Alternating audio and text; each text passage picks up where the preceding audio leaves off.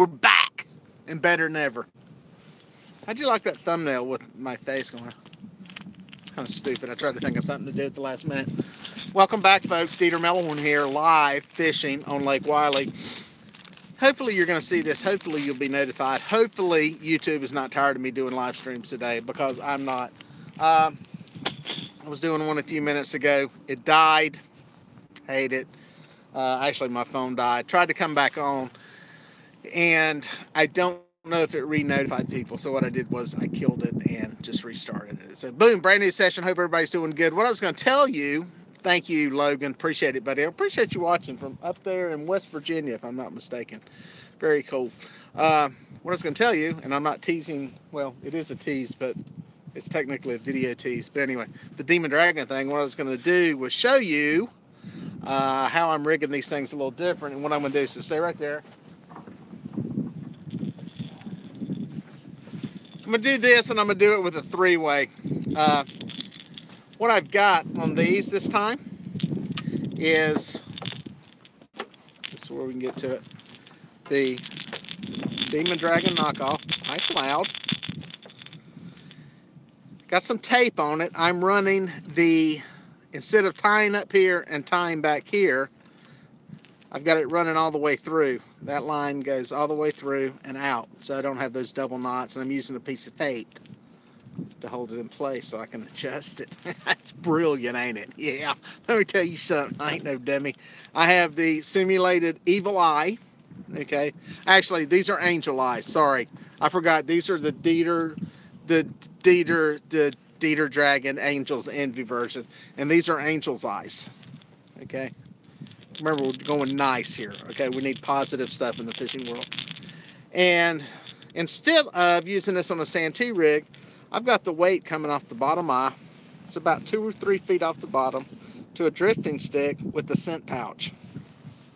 Oh yeah, that's right. Listen to the noise that thing makes.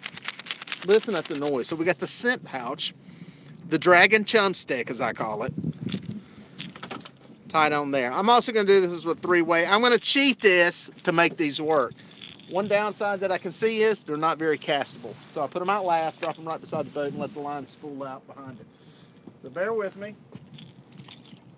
No water. Like I said, I'm going to try it out on a three-way rig too. So get that going. The water. Get that going. I'm back with you. I'm getting rod situated. Feeling the love here, people. Feeling the love. Everybody needs love. All right, I'm back. Where were we? See who all jumped in here and says, yeah, pretty much everybody's coming back. Very good. Glad y'all made it back. Thanks for watching. New here, my name's Dieter Melhorn. If you haven't figured that out yet, if you look kind of at the top, it'll say Dieter Melhorn Fishing. That's me. Oh, I'm unzipping the jacket right there. It's right there. That's me. I'm Dieter. Anyway, I'm fishing on Lake Wiley, dragging some baits around. It's been a, if you're in the earlier part of the feed, you got to see me catch a fish, which was really cool. And thanks, Logan. I'm glad you liked the Demon Dragon video. Talk more about that in a minute. And then I lost the feed. But it's windy here. I'm in the part. Sorry, I just little. My perch rod go way too far out. I'm in the part of the river where it's fairly narrow, and I'm drifting west to east. We got a west wind, so it's kind of what's going on. I'm going to try to pick off some perch. I'm going to try to fish here until dark. I'm not really looking for fish and marking them and trying to fish for them. Everything I've caught today has been covered in mud, so that tells me I'm not really going to mark too much stuff. Hey guys, the weather is great over here. Muddy River Catfishing, flaunting again the wonderful weather that he has in the desert of New Mexico. And yeah, people don't like a braggart there. Don't like that there, Chris. No. Chris, some people were asking about you earlier. I don't know if you saw that in the last feed or not. You might want to scroll back toward the end of it and to see what they were talking about. I mean, no point in really rehashing old news or anything, but yeah, I want to check back on that. What's Jerry saying here? It's cold here. Logan, it was pretty chilly here this morning. We actually had snow flurries here in the Carolinas, so I'm just kind of drifting. I think that's where you would catch fish. So, one of the bigger ones I picked off today that's on. Yes, Sarah, by the way, Sarah, it's right when you came on, and I think it has something to do with your system because you're like Miss Technical. You probably got some kind of hack or something going, which I'll get back to Sarah in a second. But the one I did catch was right around our River Channel edge. Picture of that one is on Facebook, Dieter Melhorn Fishing, and I've also got one up on Instagram. Dieter Melhorn is my handle there. Be sure to go subscribe, follow. Definitely follow me on Facebook, Dieter Melhorn Fishing, because I put a lot of stuff up there. So, but no, yakking with Sarah. If y'all see her in the feed, she's over there in the little chatty thing section. Make sure you go subscribe to her channel. She's doing some stuff on her channel live that I've wanted to do and have just really been too lazy to go do. Some of her live stuff that she did one this weekend. It's pretty dang cool. I see where it's going. I know it's probably not exactly where she wants it yet, but it's going to be. And it's, we all love the term hashtag game changer. I think with what she's doing, it's going to change the way some of the YouTube stuff is done in the catfish world. So, mark my words. Go subscribe now. That way you can follow her and see. I think her stuff's going to grow and blow up, and hopefully she will remember. She's not totally catfish. It's not yakking with Catfish Sarah. It's yakking with Sarah. So hopefully she'll remember us when she's famous and still come back to the slimy, nasty world of catfishing and all those heathens. But she did come to the Catfish Conference, so there is hope there. And now she's a pretty cool girl, and I think she's pretty smart. And what she was doing with some of the stuff is pretty good. And hopefully I get around to that point at some point. And because I think great way to pass along and disseminate information on fishing and get it out to different people. So I'm letting back to the mustache post that I made and check out the video I just posted. Let me know what you think. All right, Chris, I will check that out when I get off of here and see what you put up. So yeah, see what it is. I won't give you a hard time, and I don't make you uncomfortable or anything. People are sensitive, people accuse me of stomping on people's feelings and being insensitive, so I don't want to do that anymore. I'm trying to be a better person.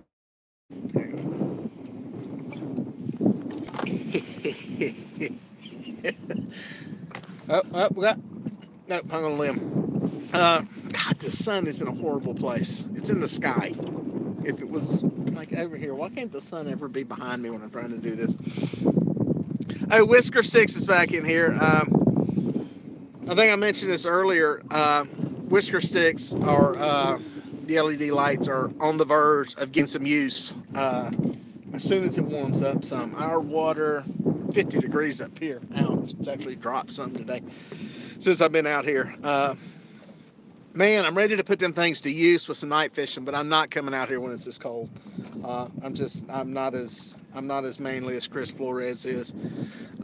He claims it gets cold in the desert, but I mean, seriously, he acts like it gets cold at night in the desert. I mean, come on, it's a desert. Come on, who are you kidding? But I'm just kidding. I know it gets cold in the desert. That's one thing a lot of people don't realize in all seriousness is in the desert, they have some really horribly wide swings of temperature because it's so dry. It is, humidity is your friend as far as holding temperature in. Well, it can be your enemy when it's hot. But anyway, I digress. I'm off in a different direction. I got rods popping. I'm dragging across a little stumpy area out here. Sometimes there's fishing here. I don't think this is the right time to be here, but I'm kind of banking on some perch being up here. We had a lot of water flow through the system a couple of weeks ago, and there was a lot of fish, a lot of white perch started pulling up the river. They kind of act like a striper, and they kind of do some of the things they do. A lot of stuff pulled up here, and that's why I'm up here really more than anything, just to see if there's some perch up here. Somebody was asking, and I don't know if that question was directed at me, do I fish Santee? I do fish Santee some. I love the place. I love the lifestyle down there. I think it is, I can't see the sun is bad. Was that Kenny asking that? I think Kevin. It's Kevin. Yeah, I do. I love the lifestyle down there. I don't know if you've ever been there, or any of you guys have ever been there, but it's It's remote. It's not really developed. There's some development in some little parts of it, but a lot of it's just you're surrounded by swamp more than anything. Uh, and it's really cool. The places there on the canal are all. It's just like a fishing village. It's almost like something you would see at the coast or something down in Louisiana or something. There are fish camps, as they're called. Usually it's a boat dock, a ramp, and then some type of lodging. Some of them have some little like motel-looking rooms, and some have little trailers, have little houses, little places you can rent. And it's really cool. It's all about the fishing down there. Originally, it was stripers were the big thing, and then catfish became big, and stripers are on their way back. There's some world-class bass fishing during the spawn down there. So, I mean, it's just a great fishery. It's a huge lake. There's actually two lakes, and they're connected by a canal. It's interesting, the history on it. Take the time, do some Googling on YouTube. There is I think it's on YouTube, there's a good documentary about the striper fishery there, and it goes into the history of Santee and how it was built and everything. But it's they're massive lakes. I mean, when you pull out of the canal onto the lower lake at Santee, it's huge. It's like pulling into the ocean. So it's big, and it can kill you like the ocean. Actually, it will probably kill you quicker than the ocean because you don't think it's that bad. It's also fresh water, and it builds a lot quicker than the ocean does. It's very dangerous, and you got to be very conscious of the wind and stuff down there. So Logan's saying do some trout fishing. Well, here's the thing with trout. About the only trout I fish for are saltwater, and they're speckled trout. Trout and all the trout fishing I've done requires skill, and I don't have that much skill. So, actually, I'm going to be honest with you. You've heard me say this before. Trout make really good catfish bait. They actually do. The guys that fish up on the Tennessee River, I've heard that from a lot of them. They love to use skipjack. Gizzard shad are great, and a bunch of the guys up there have told me that if I'm heading over there and don't have either of those, stop at one of those trout ponds and catch a few of those rainbow trout because they make excellent catfish bait. So everything's a good catfish bait. I'll show y'all real quickly what I'm doing, where I'm going here. Hartwell is going to be stupid this weekend. Yeah, somebody yakking with Sarah saying about Hartwell. Is it the Classic? Is it the Bassmaster Classic, or is it just a Bassmaster event down there? Anyway, there's a big BASS event on Hartwell. And yes, it will be a big old nasty, gross mess. If it wasn't Youth Turkey Weekend, I would actually come down there and just roam around and see some of the show. Because if you've never been to a Classic, it's really interesting to go see. It's a show. I mean, it's a great show. There's all kinds of vendors, all kinds of tackle stuff. Sorry, I was going to move back over here. The sun's bad there. It's really cool. I worked one for ESPN when the Classic was here on Lake Wiley in Charlotte back. God, how long has that been? That's been at least a decade, more than a decade. Probably 12 years ago, 14 years ago. And yeah, it's a heck of a show. There will be a crowd. There will be a huge crowd. They like doing it there in that Greenville area. When it draws in a lot of people from that area, it pulls in people from Atlanta. It's real convenient. There will be a mob of people. So, and then we always compare the catfish world to bass fishing, and it's I don't know that I ever wanted to get to that point because it's crazy expensive. And we got into this conversation online this morning. Steve Douglas posted a picture of a very nice boat that was a quote-unquote catfish boat. And it was $48,000 or something, or $50,000.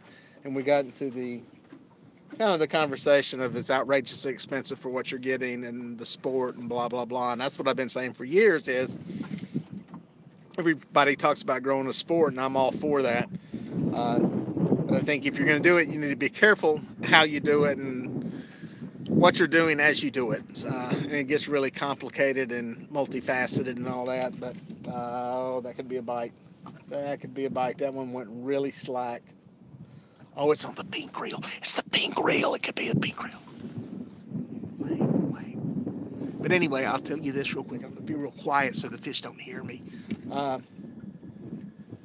Is that the costs go up and up. And I've seen that a lot in the years that I've been fishing for catfish and doing tournaments. I remember rolling to some of my first tournaments, and either this boat or the last one I had was one of the nicest boats there. And this skiff that I fish in now, I think with motor and everything, was $17,000. And it was one of the nicer ones. You know, at that time it was beat up pontoons and john boats, and, you know, that's all people had. And nothing wrong with that, you know. That's got to be a fish, or it's tangled in the line. Sorry, I'm so distracted. Now, I was trying to think. I actually shot video at the last tournament of somebody. It was like the last person fishing in a john boat. You just don't see it anymore. It's getting more and more expensive. The cost to play is getting higher and higher. You're having to cover more water. You need a bigger motor. You need to have a boat that can run in rough water. It's not turning into bass fishing, but there are a lot of things going in that direction. And with that, and I say all that because that creates a lust for big fish, and that creates a lust to catch big fish, and that can be bad, especially if you start robbing the public resources to fund the private enterprises. But that's a whole different subject for a different day. My point being, the landscape's changing, and I think we just need to be cognizant of all that as we move along. I'm watching a FedEx plane land over Charlotte. I'm right near the Charlotte airport, and I can watch planes land. It was really cool at night.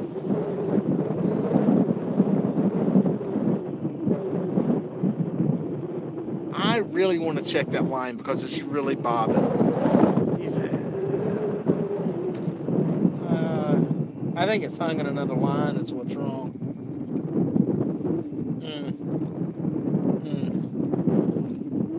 Oh, do me a favor, guys. I'm going to ignore that until it falls over. Here's what I want you to do. I got 44 people in here.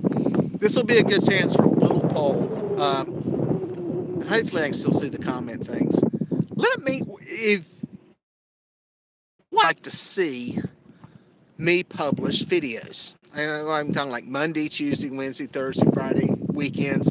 I always kicked that around and played around with it. And I'm curious, is there one day better than another that you would prefer to see? Are you less likely to watch them immediately or see the notification on the weekend because you're busy doing stuff? Is it better during the week? I'm curious to get y'all's feedback on that. That's something I've kind of kicked around. I'm sure any of you that have channels have kind of kicked that around too. It's just which one works best. Throw your feedback up. Post something in there. So any day as long as it's around 6 p.m. Generally, whenever I post, I'm going to put it up sometime in the morning. The reason being for that, some of that has to do with the algorithm and the way it chronicles the attention that the video gets, and you have less stuff going on overnight, so that initial first 8 to 10 hours ranks differently, blah, blah, blah, blah, blah. So, but yeah, give me your feedback. I think I can go back and read these. Somebody's saying Saturday or Friday evening. I see a lot of the YouTubers putting stuff up on Friday. I see a lot of them putting stuff up on Sunday night. Sunday night, the theory behind it is that the weekend's coming to an end, getting ready for a week ahead. You're kicked back, laying around the house, getting ready to go to work on Monday, and you're scrolling through the YouTube. So, Trent says weekends. You know, that may be the good way to go. I've always wondered if, you know, people watch it less because they're out doing stuff. I don't know. I'm going to play around with it some and see. That's probably when a bunch of my post them if you got them. Well, Steve, I try to sprinkle them out. I've probably actually right now got about 8 or 9 videos edited. And by the way, what did Muddy Rivers just say? Sunday is a better day. Good feedback there, Chris. I'll have another one. I found 2. The one that I posted today has the open with a Christmas tree behind me. I shot these 2 videos. I cut them. I had a bunch of other good stuff happen, and it's kind of two back-to-back videos, and I'm going to put the other one up on Friday, but I shot these things back before Christmas, and I was scrolling through my little thing there on YouTube, and I was like, holy cow, I forgot about these things. So they'll be kind of useless well, they won't be useless now. I was going to hold them to next year, but I just said, forget it, I'll put them up. So you'll get another one with a Christmas tree, and I think I'm done with Christmas trees until next year. So there we go. Give us something to watch, like on Wednesday. That's usually when I put one up. I've been doing like a Monday, Wednesday, Friday kind of thing. I'm trying to mix in a little bit of live stuff if I can, and I'm going to try to stick with that. I may try the Sunday thing just to see how it works. I do like posting them in the morning so that it has all day to hit people. Eat, yes. Yes.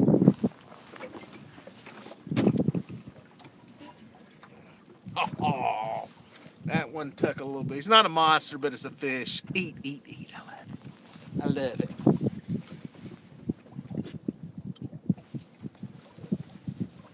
Get this camera going.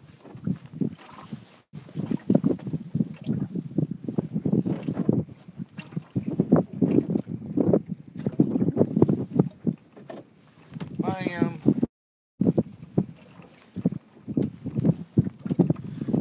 Yeah, see if I can get some light off of you. Not a monster, but a fish.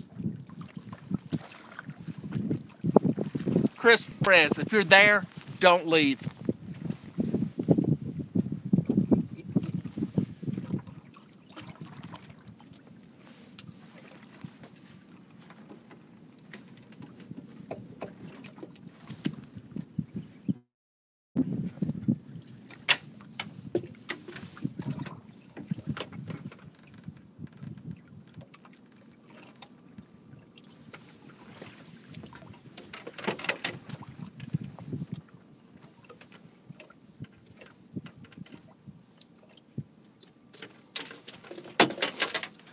Hey, Flores, this one's for you, pal.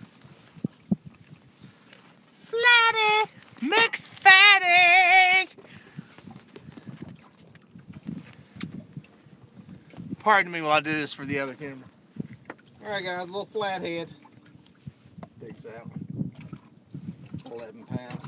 No monster. We'll take it.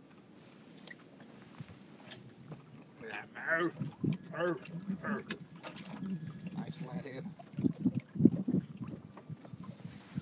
It's for you, Chris. Woohoo! It's a little one. A little one. You hope that's all I bring to the scales, don't it? Yeah. There he is. Everyone, hello everybody! Fish. Released alive for you to catch.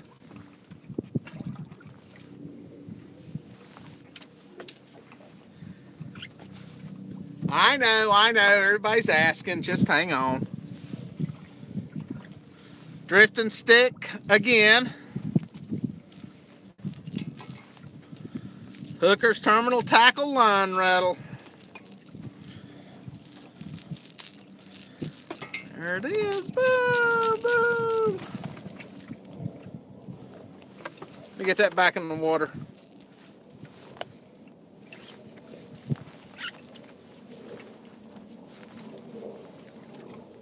It's right to come off that corner.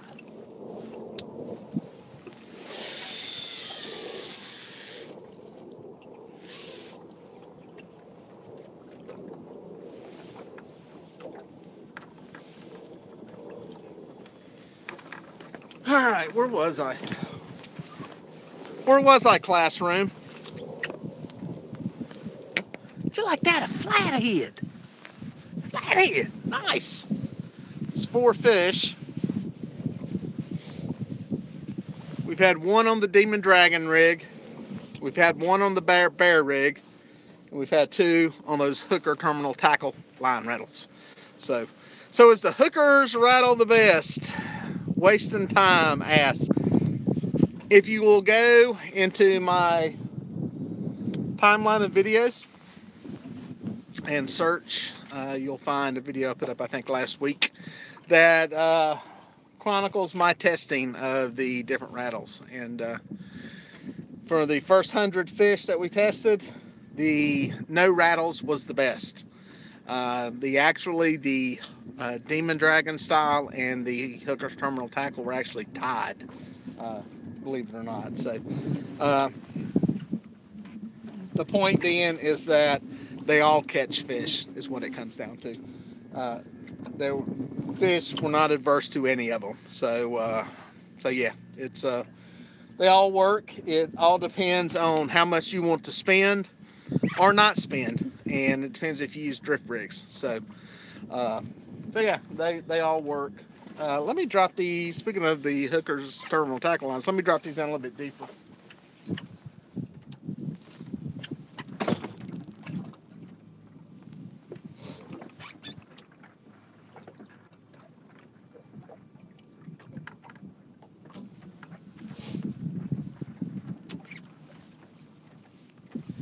Had a couple of those set up right next to the boat. So I got the same pairings for all this stuff. Two of the Demon Dragon style, and two of the Bear, and two of the Hooker's Terminal Tackle. Hey guys, there's a bunch of new people have come in. My name's Dieter Melhorn. Welcome to the channel. Glad you dropped by. I'm fishing for catfish and catching a few. Just caught a flathead. I have not done the slam. If I can get a channel, I will have the Lake Wiley slam today. I'm fishing on Lake Wiley. Ooh, got a lag right there going on. Lag. Water's 50 degrees where I'm at. I'm dragging, drifting, trolling, whatever you want to call it. I have baits bumping the bottom is what it comes down to. And a little point for you guys. Nice fish there. Love the videos. Got skunked on your favorite reservoir fishing creek today. Philip, what's up, buddy? Fishing Creek. Yeah. Fishing Creek, I have a love-hate relationship with. It's funny, I fished there. One of my biggest fish ever came from there. I caught a 60-pounder out of there. Grayson won big fish in a tournament weekend before last there. I came in second in a tournament there. But I still, it's one of them places that if they drained it, it wouldn't hurt my feelings. No, it's a love-hate relationship down there. Getting skunked is not the end of the world. It's a tough lake to fish. But I also really like stuff about it, especially getting up in the river. I really like that river section of it. I like the shallows, even though they dropped that lake on us. And any of you guys that fish Fishing Creek, I don't know if you've ever had this happen. It happened to me and Grayson. Decided to do some shallow water fishing midday, and we rolled. Get my hair fixed here. We rolled up onto a shallow flat. I noticed the water was a little bit low. It was about 2.8, 2.9 feet, and we got up in there. We fished for about 3 hours, and went to pull the anchor up. I always turn my sonar off when I'm shallow because it really doesn't do you any good. Went to pull my anchor up, and as soon as the knot's out of the water, and it's like I have a knot that's about 3 feet, so I'm gonna pull it over to the side of the boat. I know when the anchor's coming. It's like, man, it's shallow. What's up? And we started pulling out of there. Motor starts throwing up mud, and like, man, this is really shallow. This is weird. And we were seriously in like 0.9 feet of water coming out of there. That lake had dropped about 2 feet. Almost 2 feet in the time we were there. We got off the flat finally. Grayson was like, are we going to make it? I'm like, yeah, we're fine. I just must have been shallower than I thought. But some people told me they had floodgates open and were really pushing water through the system. And sadly, there was a guy who lost his life in there. He got stuck in the mud. And y'all may have heard me tell this story. Really a tragic situation. His boat got stuck, and didn't make it to the weigh-in. People knew they were going to go back to get him, and something happened, and they got some of the people. But anyway, I think he stepped off the boat or fell off the boat or something, and ended up having a heart attack and died out there. So it's really tragic. And you add in that with the other guy from Missouri that was killed or lost his life out on the water. It's just like, man, there's a whole bunch of tragic stuff going on with fishermen lately, and that brings it all home that we're thankful to be here, and every day's a blessing, and you got to enjoy it and be safe. That's the big thing. So, more fishermen riding down the lake. Wave at everybody. There was only one other boat at the ramp, or at the ramp today, or one other truck at the ramp. I think most people were smarter than I and decided to stay home. Anyway, I was filling you people in. Anybody that just joined in, fishing on Lake Wiley, it's fairly slow. It's about a fish an hour, which is slow. Typically, an average bite on this lake, average over the course of years, about 2.5 fish an hour. That's about average. It's some days you can stroke them and catch 4 or 5 an hour. We'll pass some days like that this spring, and a lot of times though, 2.5 fish. You fish out here 6 hours. If you're catching 14, 15, 16 fish, that's a good average day. It's tough right now. Like I said, we're on the backside of a front that came through with some snow this morning. Cold temperatures. Temperatures have been down in the 30s at night. I don't think it's going to get out of the 40s today. I think that's why these water temperatures.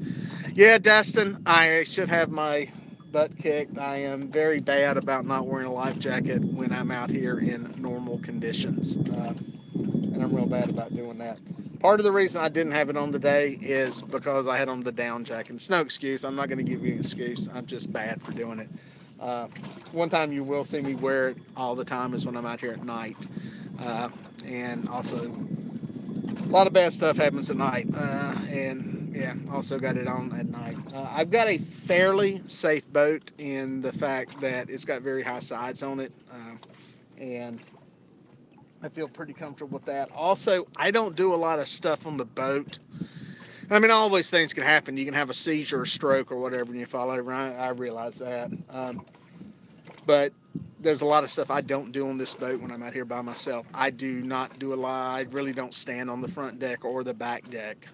That seems to be where a lot of accidents happen on these boats is people get up onto the deck, slip, fall, stumble, whatever, and go in. And as silly as it sounds, when I'm out here by myself, I'm usually walking and crawling around on my knees up there to pull the trolling motor and everything else in just for the stability of it. So anyway, it's but a good point, well observed. Everybody needs to have them and wear them.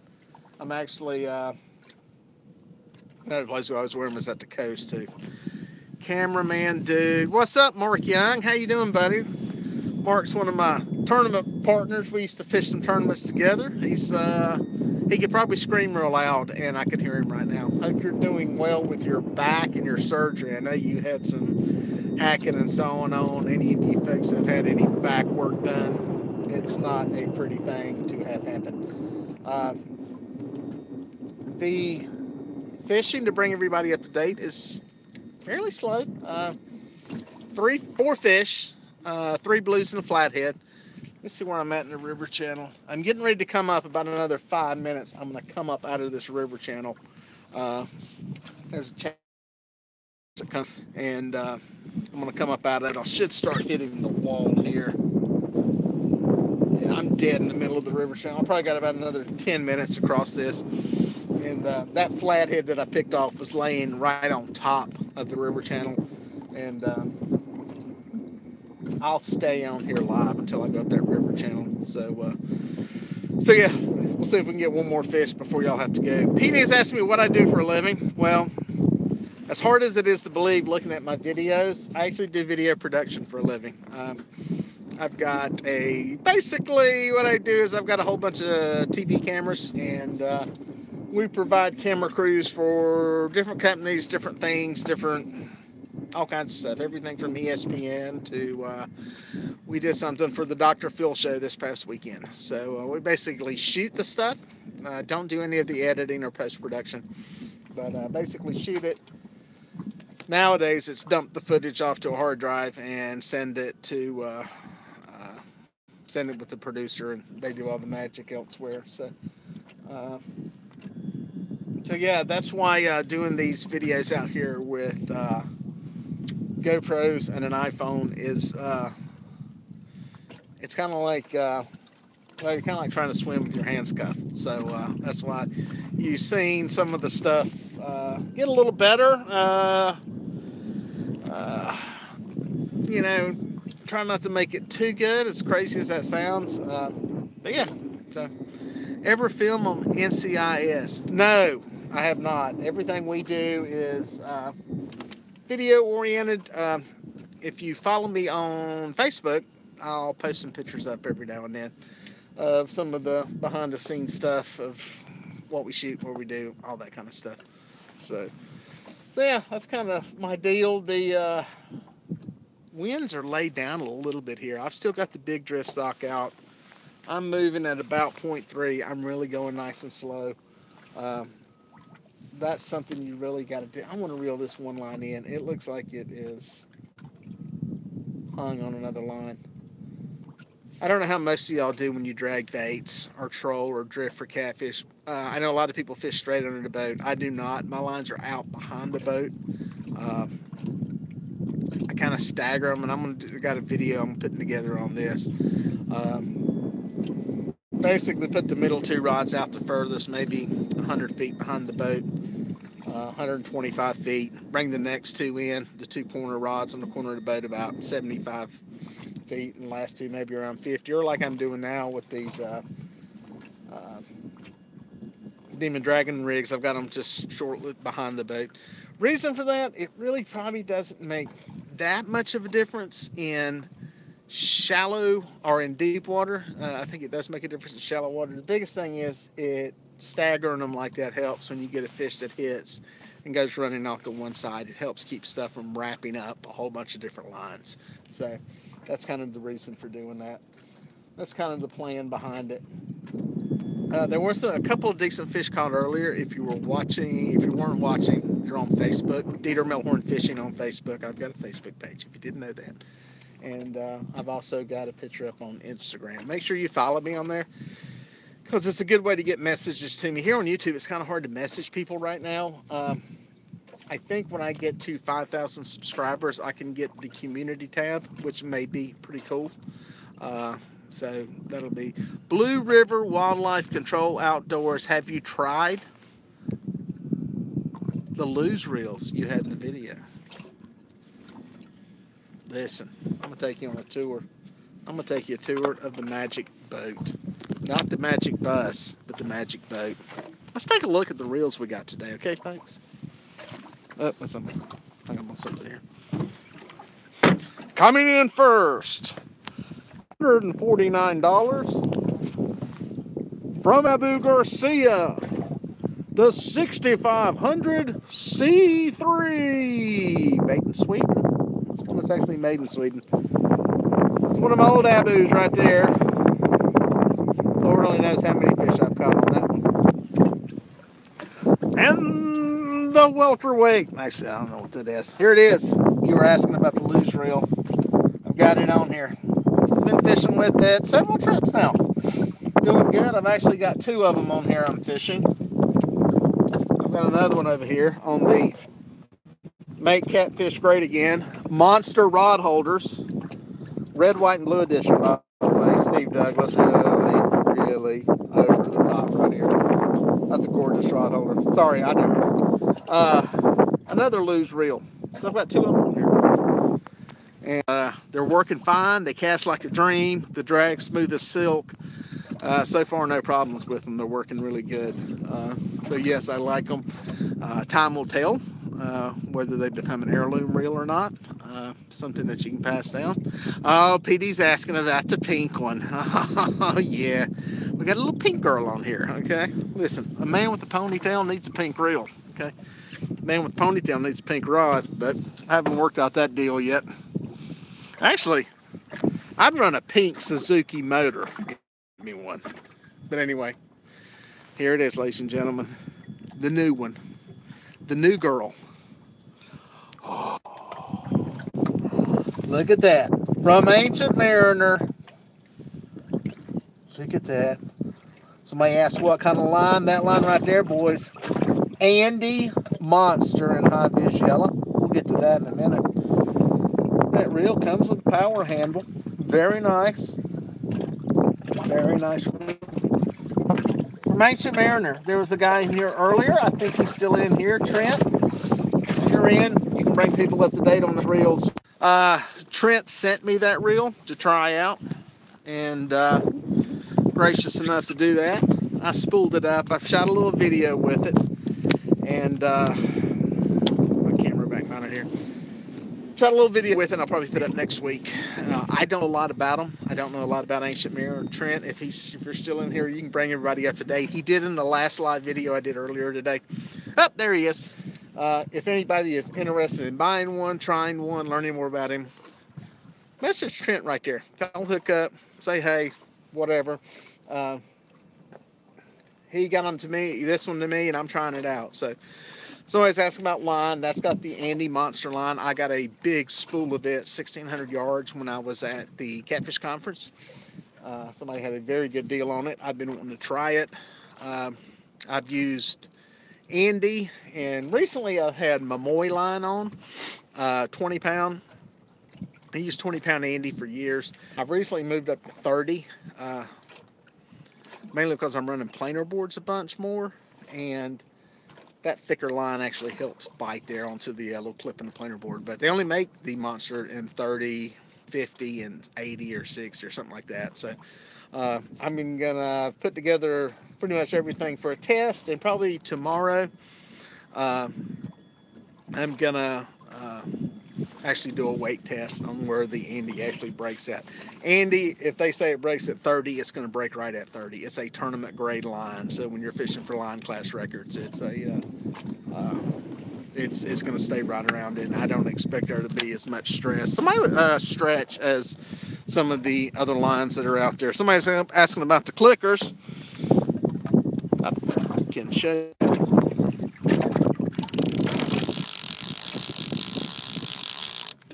Not super nice, probably, I don't know, it's not as loud as my saltwater reels, but about the same on these two. So this was compared to this. Actually, that one's quiet. So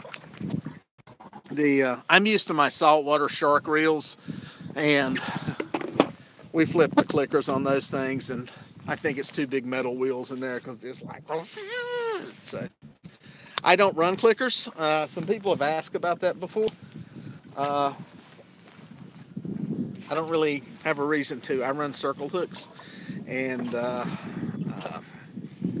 just by design, circle hooks, there's no reason for a fish to run off with it. You want the hook to hook up, so there's really not a reason. I'll run clickers saltwater fishing because the way a shark bites is the way sharks eat is different than the way a catfish eats, and it has to do with whether it's if you do some looking, they got names for this, but there's one type fish is like a bass catfish who basically inhale a bait, take it into their mouth. Circle hooks work great on them because the bait's in their mouth. There's other ones that will chew, bite, and that kind of stuff by shark, and actually giving it time to run and pull off with it is it's good to have clickers for that. The other good reason for a clicker is if you're sleeping in the boat at night fishing. That's why most of you people have clickers and you want them loud, is because you're asleep in the boat at night. We know the truth. I've done it. I know the truth. We know what's going on. Y'all need some little bells and an alarm and a little shock collar. I think that's what Whisker Sticks, Mr. Electronics Guru, needs to work on, is the catfish shock collar for fishermen that are asleep. There's a little thing on the line, and when it gets hit, it shocks. You put a shock collar on the fisherman, and it wakes them up. I think he a bunch of those things. He'd forget about those LED lights and start selling those shock collars for fishermen. So somebody was asking Sarah if she saw the flathead. Sarah, did you miss the flathead? Please tell me you didn't. That flathead, it's I think only the second one I've caught this year. He was covered in mud. I think I probably just hit him in the head. It's not really flathead time. You can catch them any time of the year. We catch some on Wiley. I think the one I caught was early last month or so. You can catch them anytime. They're just not abundant. Not really fishable, but that's only the second one I put in the boat this year. So. Yeah, somebody said they use clickers for gar. That's another fish that kind of bites and spins and turns and messes with bait. So I think gar fishing would be fun if I keep saying that every year. If I would commit the time to chasing gar, I think it would be fun fishing, dragging baits, and trolling for them. So, man, am I at the channel edge? Yeah, I'm coming up it. We're going to give it about 5 more minutes. I'm coming at the channel edge. We'll see what's hanging here on the edge. I think if I'm going to get bit, I'm going to get bit here in the next 5 minutes. So, let's see what's going with the fish. Tough. I'm ready for warm temperatures. I'm ready for flathead fishing. I'm ready to pursue them and chase them. Right now it's really the brim are still hard to catch. They're kind of a pain to catch right now. We need that 60-degree water. That's what I'm waiting for. That's what I'm looking for, and I know that's not going to happen in the next week. We've got some decent temperatures coming, but I don't think it's going to be enough. You can look, just for you folks, a little point of trivia here, information. If you're ever wondering what water temperature are doing if you're not out on the water a lot, you can go to wherever your local weather people are, NOAA, to the local setting, and find out what your daily mean temperature is. If you listen to the weather radio, usually once a week they'll announce what the average mean temperature is. That's basically the average between the lowest and the highest and what the temperatures are all day. That's usually what your water temperature is. It's usually right around what the mean temperature, our average mean temperature is. So just a little something. They say the average temperature today was 51 degrees. That's generally what your water temperature is going to be as long as it's been that way for a while. So there you go. A little info there. No hookies. No hookies. Well, I'm going to jump off for here now. For now. It's starting to get chilly. Wind's starting to blow. I've actually got to finish taping some stuff for the edited version of this video. But I appreciate you guys watching. Actually tolerating 2 of these today.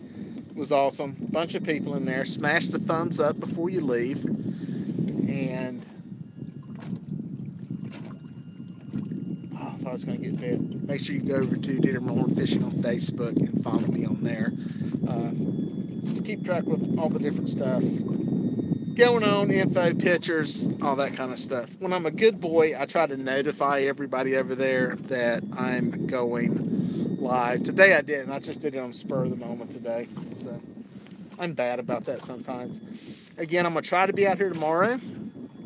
We'll have another video up on Friday, a continuation of today's video. If you watched today's video that I put up, it was not that good at fishing.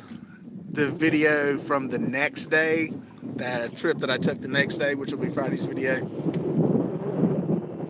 I killed them. I caught a lot of fish that day. So there's some good info in there. I'm just trying some different stuff, different part of the lake, that kind of stuff. So hopefully some good info in there. But yeah, if you're interested in those ancient mariner reels, Trent Kirby's in the feed there. Trent, fill them in on everything that's going on. Thanks, Logan, for all the kind words. And we'll see you guys on the water soon. Take care, and we'll talk at you. Bye.